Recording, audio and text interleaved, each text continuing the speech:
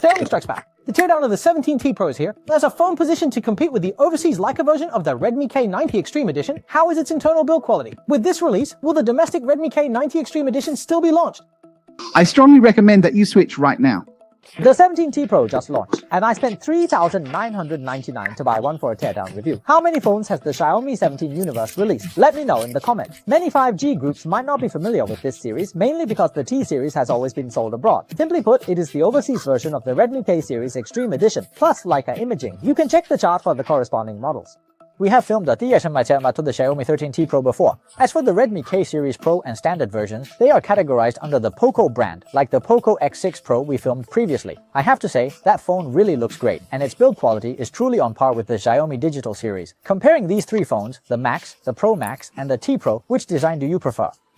A quick look shows that this 17T Pro really has one great feature. The screen brightness on the front is very high. They advertise it as a 3500 nit sunlight display, which is brighter than its two siblings. Also, the chin using lipo packaging technology is very narrow. Okay, no more talk, let's start the teardown. First, heat it with a heating pad for 2.5 minutes, then use a pry tool to open the back cover. After removing the back cover, I took a look, and it is actually made of glass. Before taking it off, I touched it and thought it was fiberglass. So this is the internal structure of the Xiaomi 13T Pro. On a scale of 1 to 100, what score would you give it? Okay, let's start by removing the motherboard cover. 4. After removing this motherboard cover, we can see it uses a combination of plastic and metal, with metal reinforcements in the weaker areas. Flipping it over to the front, the cover integrates an off-center NFC coil, a dual LED variable focus flash, an infrared emitter, and an ambient light sensor. The corresponding components have also been treated with adhesive. Also, above the camera module, there is a rear microphone, and underneath it is a 50-watt wireless charging coil. The configuration is quite comprehensive. Now let's go ahead and remove the camera module. As for the camera, it features a full range of focal length. The main camera uses a Leica-tuned 1.31-inch 50-megapixel Light Hunter 950 sensor. The ultra-wide is a 12-megapixel 1/3-inch OV 13B.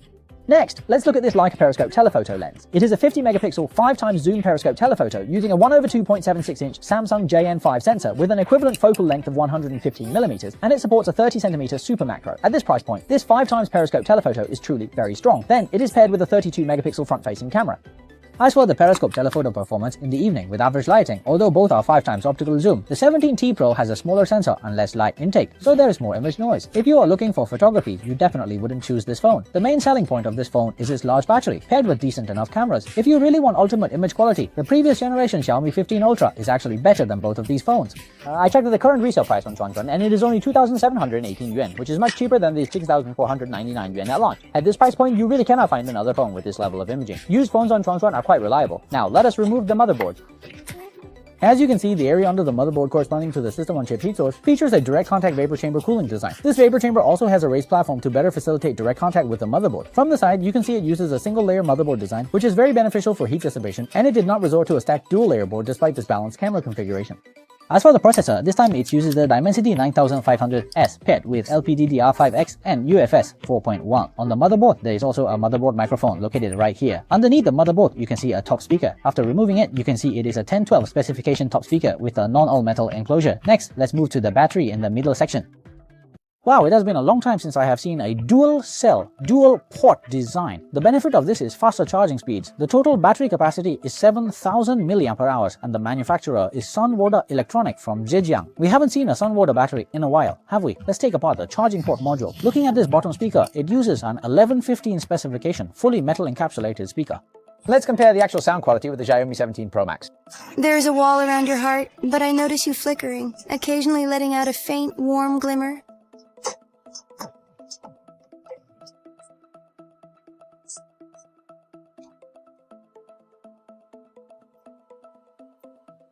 Even if you have a wall, my love will climb up to the windowsill and bloom. Okay, so which one do you think has better sound quality? Now let's remove the bottom subboard. This subboard supports 90-watt wired charging and a USB 2.0 transfer speed. This little piece in the middle is the short-throw fingerprint sensor used this time. It doesn't have an ultrasonic fingerprint sensor, which is a cost-saving trade-off, but that's understandable. Next up, we remove the motor from the bottom right. In the bottom yeah, this is a 0809 motor from AAC Technologies. It is not the thicker version found on the Ultra, but the standard 3.5mm thick version. Okay, that covers the internal components of the Xiaomi 17T Pro. Which phone in the Xiaomi 17 series do you think offers the best value? Let us know in the comments.